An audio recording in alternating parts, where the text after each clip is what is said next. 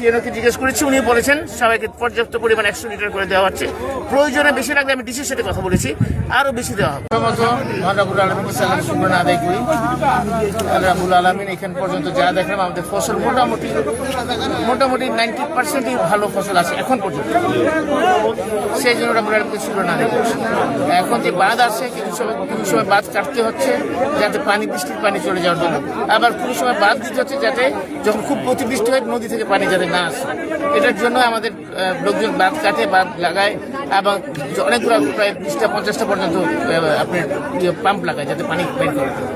সেটার জন্য আমার টিএনওকে নিয়ে আসছি, আমরা নিজেরা দেখতেছি প্রশাসন সহকারে, এবং ওনারা 4-5টা যে সমস্যা দিয়েছে সেইটা ইতিমধ্যেই আমরা কিছু করছি। এবং আমাদের বাংলাদেশ জাতীয়তাবাদী দল ইতিমধ্যেই বিগত প্রায় 10-15 দিন যাবৎ প্রশাসনের সাথে মিলিতভাবে এই বাঁধ কাটতেছে, বাঁধ দিচ্ছে এবং প্রয়োজনে যেখানে পাম্প লাগানো পাম্প দিচ্ছে এবং ডিজেলের ব্যবস্থা আমরা করে দিচ্ছি।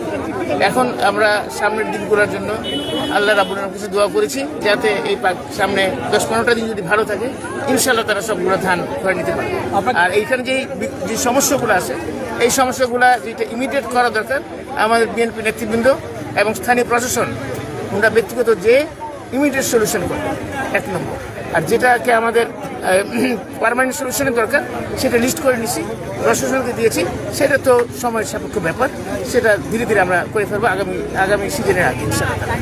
কৃষকরা যে বলছে ডিজেল পাচ্ছে না, এটা আপনার কাছে আমি শুনলাম, কিন্তু আমি তো ডিজেল কি পাচ্ছে না?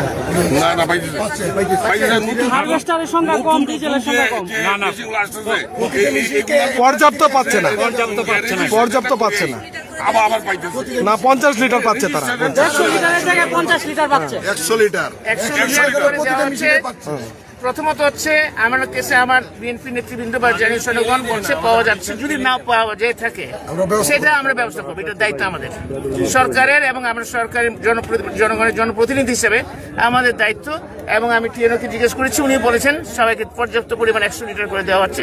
প্রয়োজনে বেশি লাগলে আমি ডিসির সাথে কথা বলেছি, আরও বেশি দেওয়া হবে।